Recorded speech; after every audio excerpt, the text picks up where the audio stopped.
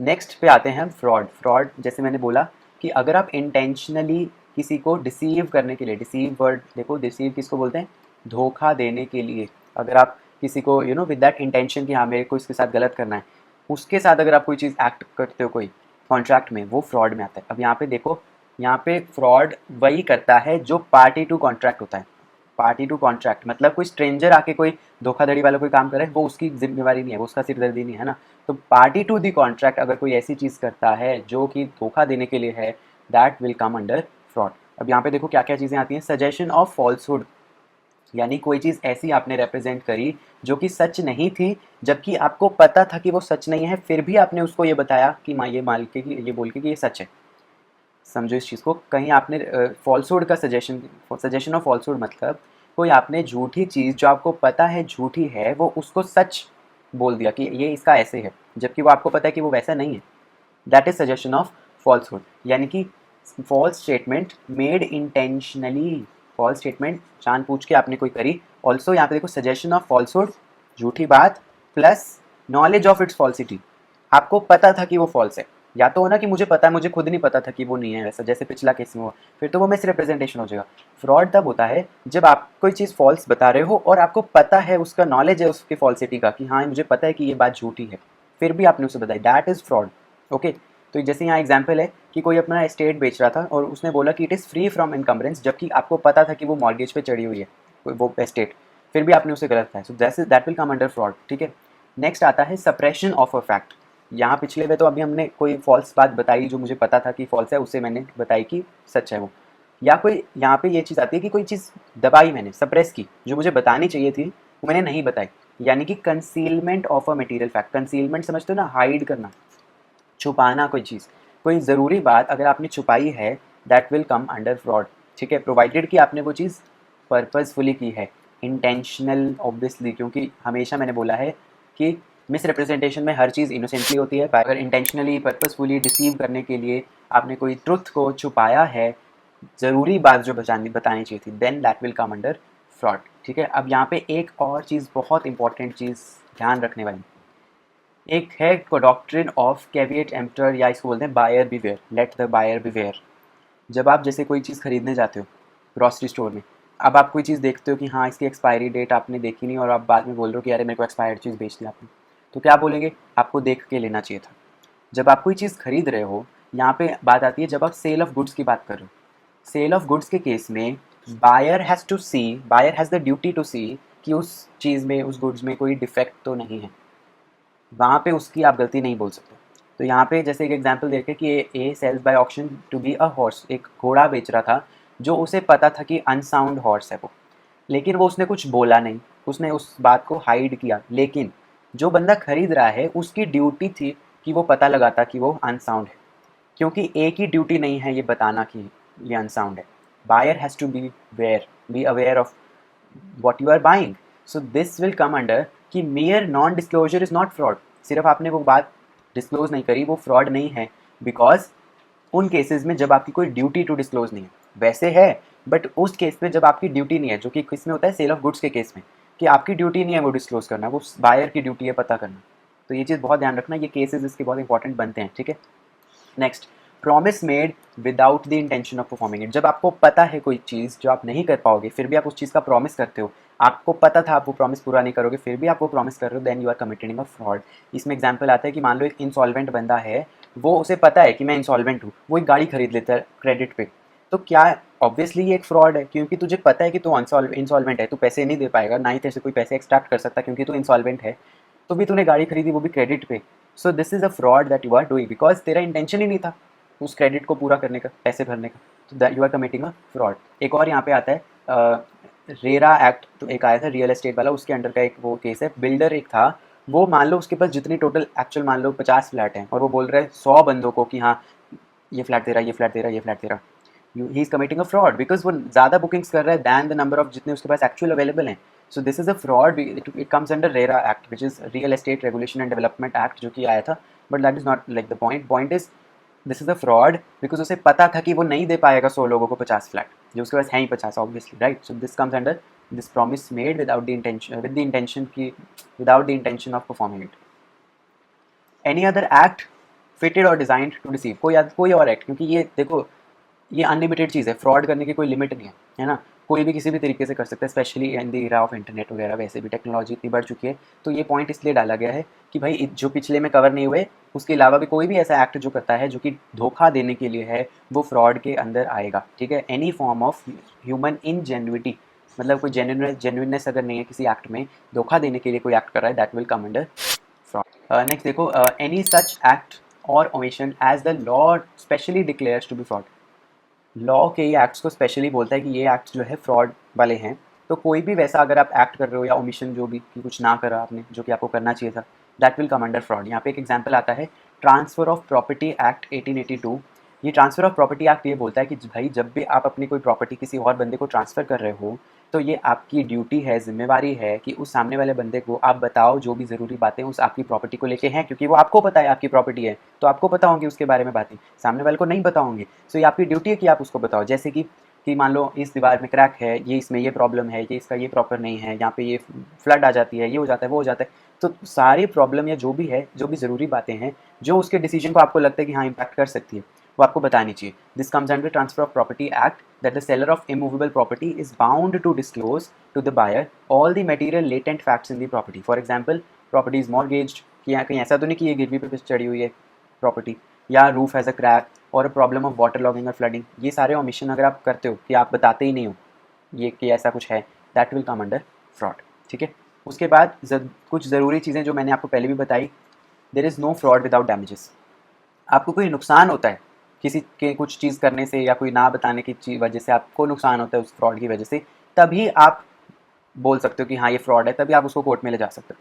अगर आपको उस लॉस से पहले ही वो पता लग जाता है देन इट इज़ नॉट, आप उसको कुछ बोल नहीं सकते जब तक आपको कोई लॉस नहीं होता। So the misled party must suffer a loss then only action against the fraud shall arise. आप कोई एक्शन ले रहे हो तभी होगा जब आपको कोई लॉस हुआ है उससे रिलेटेड।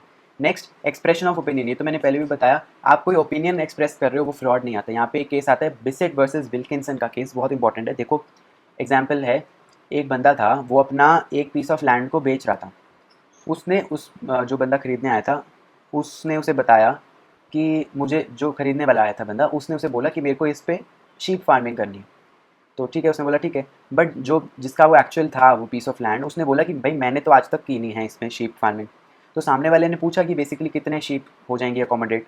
उसने बोला मैंने तो की नहीं आज तक तो मेरे को पता नहीं है, बट मेरे ओपिनियन में 2000 शीप्स का ये कर लेगा एकोमोडेशन, लेकिन एक्चुअल में वो 1500 निकला। तो क्या वो केस कर सकता है उस पर? नहीं, क्योंकि उसने, दोनों पार्टीज को पता था कि वो एक ओपिनियन है। उसे पता था कि भाई इसने आज तक नहीं किया शीप फार्मिंग, इसे नहीं पता होगा, और जो भी ये बता रहा है ऑब्वियसली फिर वो एक एस्टिमेट ही बता रहा है, गेस वर्क कर रहा है, ओपिनियन दे रहा है, एक्चुअल फैक्ट नहीं बता रहा। क्योंकि ये दोनों पार्टीज को पता थी बात, इसलिए यहाँ पे ये फ्रॉड नहीं माना जाएगा, क्योंकि उसने अपना ओपिनियन दिया था, कोई मटेरियल फैक्ट नहीं दिया था, और ये बात उसको भी पता थी जो खरीदने आया था, इसलिए ये फ्रॉड नहीं था।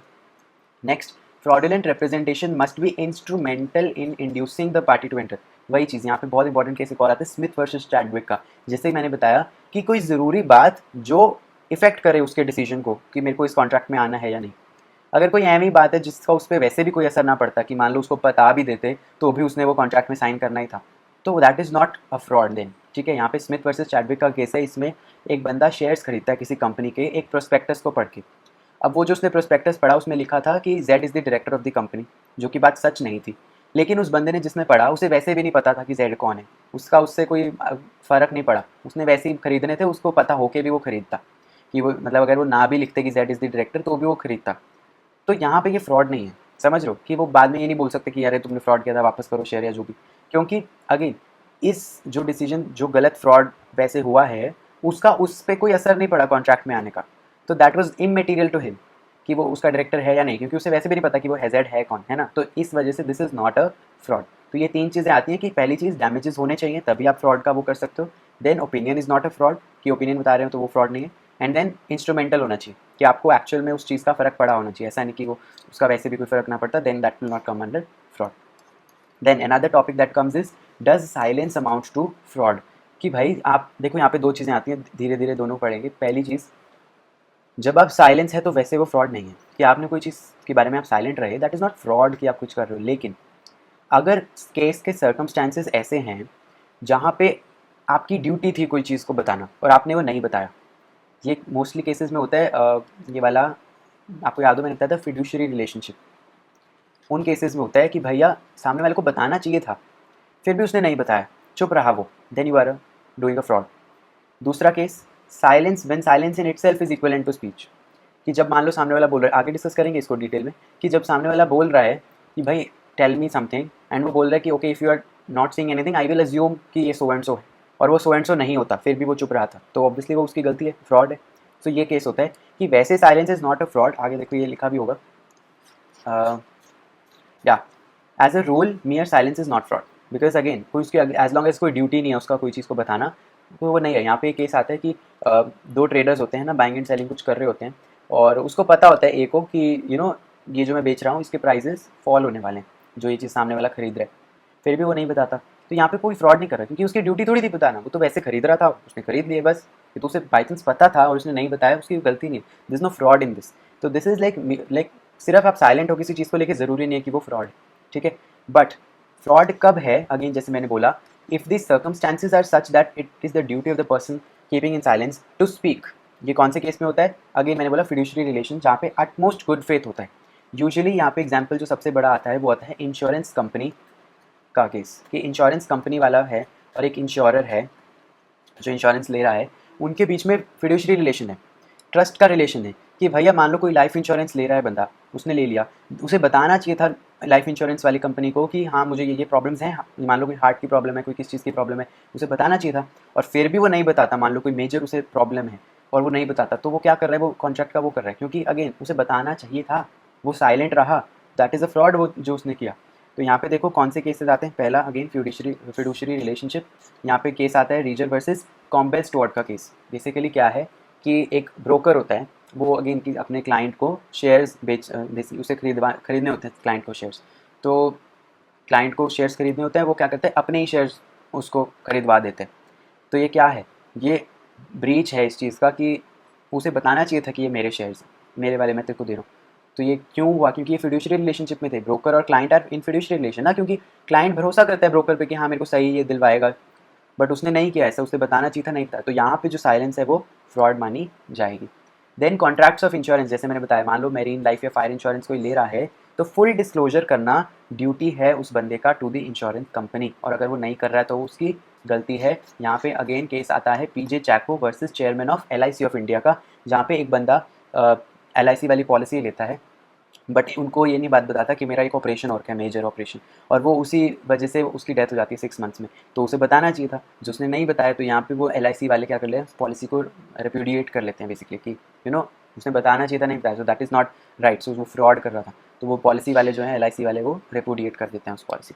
Then contract of marriage engagement, जब शादी हो रही होती है तो दोनों वाले दोनों लड़का लड़की वालों को या जिसकी भी शादी हो रही है उनको बताना चाहिए कि कोई ज़रूरी बात है, अगर वो नहीं बता रहे हैं तो वो मटेरियल फैक्ट का अगर नॉन डिस्क्लोजर कर रहे हैं तो उस केस में silence will be treated as something कि आपने कोई फ्रॉड किया है। बिकॉज एग्जाम्पल के तौर पे मान लो एक बंदा डिवोर्सी है, वो नहीं बता रहा और फिर वो शादी एंगेजमेंट कर लेता है, तो सामने वालों के पास हक है उस एंगेजमेंट को तोड़ने का।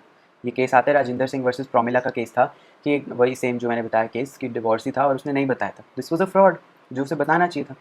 नेक्स्ट शेयर अलॉटमेंट कॉन्ट्रैक्ट्स, जब शेयर अलॉट हो रहे होते हैं, जैसे मैंने बोला प्रोस्पेक्टस में जो है आपको इन्फॉर्मेशन देनी होती है ज़रूरी, कोई चीज़ आप हाइड कर रहे हो वो भी फ्रॉड है, ज़रूरी चीज़ आप हाइड नहीं कर सकते, कोई आपने फॉल्स चीज़ प्रोस्पेक्टस में लिखा है वो भी गलत है, प्रोवाइडेड कि उस चीज़ के वजह से सामने वाले ने शेयर्स खरीदे आपके। हाँ, अगर जैसे पिछले केस जैसे मैंने एक बताया था आपको, वैसा केस हो गया वो अलग बात है कि हाँ उसने उसकी वजह से नहीं खरीदे, उसने वैसे भी खरीदने थे, दैट इज़ डिफरेंट। बट हाँ, अगर आपके उस प्रोस्पेक्टस को देख के जो कि फॉल्स है, कोई शेयर्स आपके खरीद रहा है, तो फिर उसके पास पूरा हक है उसको वापस करने का कि भाई आपने फ्रॉड करा है, दैट इज़ अनदर थिंग। उसके बाद साइलेंस का एक और जो पॉइंट आता है, जैसे मैंने बताया था कि उस केस में जब साइलेंस इटसेल्फ स्पीक्स, जैसे यहाँ एग्जांपल दे रखा है कि बी ए को बोलता है कि ये मान लो हॉर्स तू मुझे बेच रहा है, just tell me if this horse is sound or unsound, एंड वो बोलता है if you stay silent I will assume कि ये horse, if you stay silent I will assume that this horse is a sound, एंड वो silent रहता है, जबकि बाद में वो पता चलता है कि वो साउंड नहीं था, अनसाउंड था, तो ये फ्रॉड था, क्योंकि उस केस में साइलेंस उसने बोला था कि I will assume your silence to something, जो कि गलत था, जो उसे बताना चाहिए था, अगेन साइलेंस इस केस में क्या हो गया, फ्रॉड हो गया। ठीक है, तो यहाँ पे देखो इफेक्ट्स ऑफ फ्रॉड, कि भैया फ्रॉड ये केसेस में जब आप कर रहे हो तो इसका क्या इफेक्ट है। अगेन जैसे मैंने बोला, आप रिसाइंड कर सकते हो कॉन्ट्रैक्ट को कि भाई मैं अब कर ही नहीं रहा, जो कॉन्ट्रैक्ट में करना था वो मैं कर ही नहीं रहा क्योंकि आपने फ्रॉड किया, यानी कि वॉइडेबल एट दी ऑप्शन। मैंने हमेशा बोले फ्री कंसेंट में वॉइडेबल तो होगा ही। सेकंड, आस्क फॉर रेस्टिट्यूशन, कि रिस्टोर कर दो भैया। जैसे वो पल्सेस वाला केस में मैंने बोला था कि ऐसा नहीं है तो वैसे कर दो, वो अलग है। बेसिकली केस ये है कि मान लो फ्रॉड में भी ये हो सकता है कि वो सामने वाला बोले कि जैसे ये हॉर्स था, आपने बोला ही नहीं कि ये अनसाउंड है, तो अब ऐसा करो कि ये अपना वापस ले लो और मेरे को कोई साउंड हॉर्स दे दो, क्योंकि यही था हमारा कॉन्ट्रैक्ट कि मुझे एक साउंड हॉर्स दोगे। तो आपने फ्रॉड किया है वैसे, बट मैं I can ask for the restitution कि हाँ वापस मेरे को उस पोजीशन में डाल दो जिसमें मैं पहले था, जो कि तब होता जब वो रिप्रेजेंटेशन सही होता, वो फ्रॉड ना होता जब। Then sue for damages, claim कर सकता है डैमेजेस फ्रॉड के केस में। जैसे मैंने बोला मिस रिप्रेजेंटेशन में क्लेम नहीं कर सकता, फ्रॉड के केस में क्लेम कर सकते, ठीक है। तो आगे यही आ रहा है difference between fraud and miss representation. क्या डिफरेंस है देखो, मीनिंग जैसे मैंने बोला यहाँ पे डेलिब्रेट, जानबूझ के, एक्टिव कंसीलमेंट, हाइड करना ऑफ अ मटेरियल फैक्ट, जरूरी फैक्ट, और any other activity to deceive, deceive यानी धोखा देना। मिस रिप्रेजेंटेशन में अगेन भाई या तो बस आप एक फॉल्स स्टेटमेंट दे रहे हो या कोई ब्रीच ऑफ ड्यूटी अपनी कर रहे हो। Again this is not intentional, कोई इंटेंशन नहीं है धोखा देने का। Then belief in truth, fraud में बंदे को पता होता है सच क्या है फिर भी वो झूठ बोलता है। मिस रिप्रेजेंटेशन में बंदे को खुद नहीं पता होता, वो खुद उस चीज़ में बिलीव कर रहा होता है जो वो बोल रहा है, ठीक है। इंटेंशन टू डिसीव फ्रॉड में होती है, इसमें नहीं होती। मीन्स ऑफ डिस्कवरिंग ट्रूथ, ये समझो कि देखो फ्रॉड में जो कॉन्ट्रैक्ट है वो वॉइडेबल होगा इवन दो आपके पास तरीका था पता करने का। जैसे वो हॉर्स वाली बात थी कि ऑब्वियसली उसका एक्सेप्शन था फ्रॉड बाय साइलेंस के केस में, कि मान लो आपको अपनी इंटेलिजेंस के थ्रू पता लग सकता था सच, बट फिर भी आपने नहीं लगाया। तो अगर वो फ्रॉड का केस है तो गलत है, वही वो फ्रॉड का केस था, तो ऑब्वियसली वहाँ पे कॉन्ट्रैक्ट वॉइडेबल जो है होगा। बट अगर आप अपने इंटेलिजेंस से पता लगा सकते थे सच और आपने नहीं लगाया मिस रिप्रेजेंटेशन के केस में, तो वो वॉइडेबल नहीं है, क्योंकि आपको पता लगाना चाहिए था। जैसे वो बायर बिवेयर वाला मैंने केस बताया था। सो वही बात है कि फ्रॉड में ऑब्वियसली क्योंकि सामने वाला पार्टी फ्रॉड कर रहा है तो वो तो आपका फिर फ़ायदा ही है ना, मतलब इन द सेंस आपको ही ऊपर रखेंगे, तो आपके लिए वो है कि हाँ वॉइडेबल है। और मिस रिप्रेजेंटेशन में क्योंकि उसकी सामने वाले की भी गलती नहीं है, इसलिए ये रखा है कि वॉइडेबल नहीं होगा। देन क्लेम फॉर डैमेजेस, जैसे मैंने बोला कि भैया फ्रॉड में आप क्लेम कर सकते हो, मिस रिप्रेजेंटेशन में you can not claim for the damages. Okay right. So अभी इसके बाद जो हमारे पास टॉपिक आता है वो है loss of right of rescission. अभी हमने जैसे कि मैंने बताया कि आपको रेसिशन का मतलब बेसिकली जब आप कॉन्ट्रैक्ट को रिसाइन करते हो, कौन से केस में होता है, 4 केस मैंने आपको बताए थे। फ्री कंसेंट का वायलेशन जब होता है, coercion, undue influence, misrepresentation, fraud. इन 4 केसेस में जैसे मैंने बोला कि कॉन्ट्रैक्ट जो है वो क्या बन जाता है, वॉइडेबल बन जाता है। और वॉइडेबल कॉन्ट्रैक्ट को क्या कर सकते हैं, रिसाइन कर सकते हैं कॉन्ट्रैक्ट को कि भाई मैं इस कॉन्ट्रैक्ट की परफॉर्मेंस को नहीं करूँगा। सो नाउ हमने ये तो बोल दिया कि ठीक है कॉन्ट्रैक्ट हो सकता है इसे वॉइडेबल है, ठीक है। बट कई केसेस में ये जो राइट ऑफ रिसिशन है कि आप कॉन्ट्रैक्ट को रिसाइन कर सकते हो, इसका आपका राइट हक छीन लिया जाता है कुछ केसेस में। कौन से केसेस हैं देखो। फर्स्ट है एफर्मेशन। एफर्मेशन का मतलब कि भाई अगर आप उस कॉन्ट्रैक्ट में, आपको पता है फ्री कंसेंट नहीं था, आपको पता है आपको कॉन्ट्रैक्ट को अगर रिसाइन करना है, लेकिन आप फिर भी कुछ ऐसा एफर्मेशन देते हो अपने एक्शन के थ्रू या अपने कंडक्ट के थ्रू या अपने वर्ड्स के थ्रू, किसी की चीज़ के थ्रू, अगर आपने ये कहीं एक एफर्मेशन दे दी दूसरी पार्टी तक कि भाई हाँ मैं इस कॉन्ट्रैक्ट का हिस्सा हूँ, तो फिर आप बाद में नहीं बोल सकते कि आप मेरे को, तो आपने फ्रॉड किया था, ये किया था, आप मुझे रिसाइन करना है कॉन्ट्रैक्ट से। That is not allowed. जैसे कि मैंने जैसे बोला था, याद है प्रोस्पेक्टस में कुछ गलत लिखा है, आपने उसको पढ़ के उसके कंपनी के शेयर्स खरीदे, ठीक है, बट उसके बाद आप कंपनी के जो डिविडेंड्स हैं वो एक्सेप्ट कर रहे हो, तो फिर आप बाद में ये नहीं बोल सकते कि भाई मेरे को तो अपने शेयर्स वापस करने हैं, या मैं नहीं कॉल मनी दे रहा या ये नहीं दे रहा, कि आप मेरे को कॉन्ट्रैक्ट तो रिसाइन करना है क्योंकि ये तो फ्रॉड था। नहीं, आप फिर अगर आपको पता है कि वो आपने गलत कंपनी में आपको ने ले लिए हैं शेयर्स, आपको नहीं लेने थे, तो आप फिर उसका डिविडेंड ना एक्सेप्ट करो। डिविडेंड भी आप एक्सेप्ट कर रहे हो अगर आपने कुछ मतलब वही एक एफर्मेशन पहुंचा दी ना कंपनी तक कि हाँ यू हैव एक्सेप्टेड। तो इसी तरीके से डिविडेंड एक्सेप्ट जैसे, या अटेंड द मीटिंग्स, कि मान लो आप कंपनी की मीटिंग्स अटेंड करो, आप बंदे को जब पता है कि हाँ मेरे को इसके शेयर्स नहीं लेने, इसने फ्रॉड किया है, तो फिर आप उसकी मीटिंग्स क्यों अटेंड कर रहे हो, ठीक है। तो यहाँ पे ये है कि अगर आपने कोई एफर्मेशन दूसरी पार्टी तक पहुँचा दी उसके ऑपोजिट कि हाँ मैं नॉर्मल सब कुछ, आपने प्रिटेंड कर रहे हो कि हाँ नॉर्मल जैसे केस में होता है वैसे ही आप कर रहे हो चीज़, तो फिर आप बाद में ये नहीं बोल सकते कि हाँ मेरे को तो रिसाइन करना है उस अपने कॉन्ट्रैक्ट से। That is not possible. Okay. Then restitution not possible. Basically अगर पॉसिबल ही नहीं है कि वो रेस्टोर हो पाए, जैसा जैसे आप बोल रहे हो कि हाँ मेरे को पहले जैसे उसमें लाना है और ये मेरे को कैंसिल करना है, जो भी, अगर वो पॉसिबल ही नहीं है तो फिर आप ऑब्वियसली नहीं हो पाएगा। पॉसिबल कब नहीं है कि मान लो जो गुड्स हैं वो कंज्यूम ही कर लिए, या मान लो गुड्स वैसे ही डिस्ट्रॉय ही हो गए, तो वो पॉसिबल ही नहीं है भाई, प्रैक्टिकली ही पॉसिबल नहीं है, तो कैसे ही कर लोगे। सो ये भी केस आ गया। Then lapse of reasonable time, कि भैया अगर आप मान लो 10 साल बाद आ रहे हो, अरे 10 साल पहले के कॉन्ट्रैक्ट में तूने फ्रॉड किया था मेरे साथ ही। रीज़नेबल टाइम जितना है उसके बाद आप आके नहीं बोल सकते कि वो, अब रीज़नेबल टाइम मतलब ऑब्वियसली वो केस टू केस डिपेंड करता है, बट हाँ ये नहीं है कि अगर आप आपको लगता है फ्री कंसेंट आपका वायलेट हुआ था, तो एक with in a reasonable time आप उस पर कोई वो एक्शन लो कि हाँ मेरा लॉस हुआ है, मेरे को एक्शन लेना है। ये नहीं कि आप बहुत ही टाइम बाद आ रहे हो, उस इतनी टाइम बाद आओगे तो आपका वो राइट आपसे छीन लिया जाएगा। आगे देखो, right of third parties intervene. Basically कभी कभी आपका ये जो राइट है ना, ये कोई थर्ड पार्टी एक्वायर कर सकती है, ठीक है। यानी कि कॉन्ट्रैक्ट को रेसाइन करने से पहले मान लो कि वो प्रॉपर्टी थी जो आपकी, वो अब वो किसी और के हाथ में पहुंच चुकी है, फिर आप नहीं बोल सकते कि हाँ मेरे को अब रिसाइन करें, क्योंकि अब वो आपके हाथ में ही नहीं है प्रॉपर्टी, है ना, right. So this is like you will lose that right if अगर कोई थर्ड पार्टी ने वहाँ पे आके इंटरवीन कर लिया।